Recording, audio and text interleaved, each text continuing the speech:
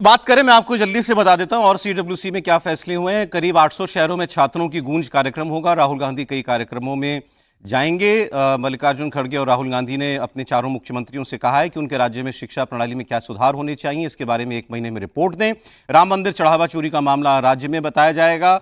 चीन के और अमेरिका के मुद्दे पर चिंता व्यक्त की गई है। ये सारी बातें हुई हैं। परिसीमन को लेकर के कांग्रेस ने राय दी है कि मौजूदा संख्या 543 के ऊपर ही महिला आरक्षण लागू होना चाहिए। हम इसी मांग पर हैं और अगले 25 साल तक संख्या इतनी ही रखनी चाहिए हाउस की।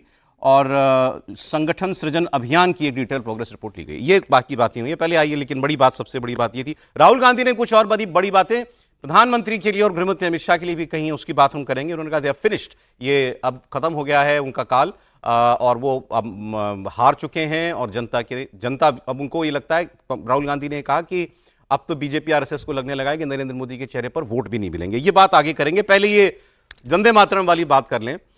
बात यह है कि सरकार क्या सोचकर बिल लाई और कांग्रेस पार्टी क्या सोचकर कह रही है कि हम पूरा वंदे मातरम नहीं गाएंगे।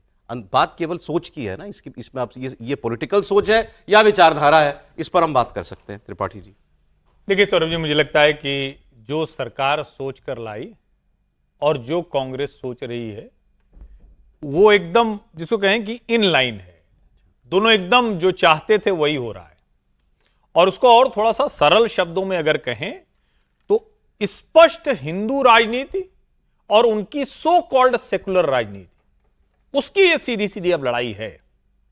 कांग्रेस पार्टी ने ये ऐलान करके एक तरह से कहें कि अब लाइन ड्रॉ कर दी है और उनको ये लगता है कि 12 साल की सरकार के बाद, या कहें कि जब 15 साल की सरकार हो जाएगी, क्योंकि बीच में तो वापस बुलाने का कोई प्रोविजन है नहीं, अगर कोई सरकार है तो अब राहुल जी जो भी कहें, लेकिन देश का लोकतंत्र तो ऐसे ही चलता है।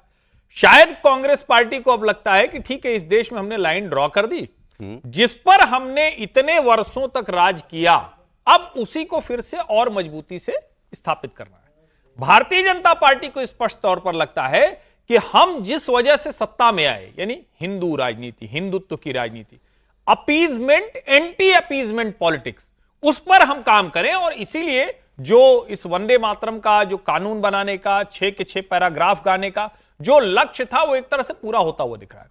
अब भारतीय जनता पार्टी ये कोशिश करेगी कि देश के हिंदुओं को बताए कि भाई देखो, ये तो वही है, अंत में इनको तुम ही दुर्गा दश प्रहरण धारिणी नहीं गाना है, इनको किसी भी तरह से भारत माता मानना नहीं है, इनको अपने हिसाब से सिर्फ उसको रस्मी तौर पर वंदे मातरम का 2 पैराग्राफ। आपको ये भी लगता है कि सरकार को अंदाजा था कि कांग्रेस का रुख यही होगा? सरकार बिल्कुल जो चाहती थी वही हो रहा है।